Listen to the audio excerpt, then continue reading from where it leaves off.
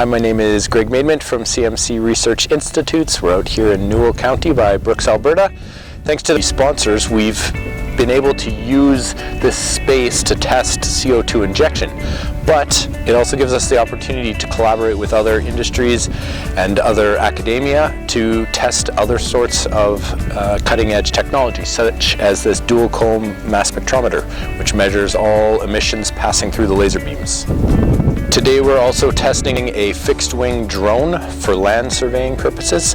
It'll alleviate the need for people to be in remote locations for surveying. It gives us an accurate image down to 1 centimeter of the full surface.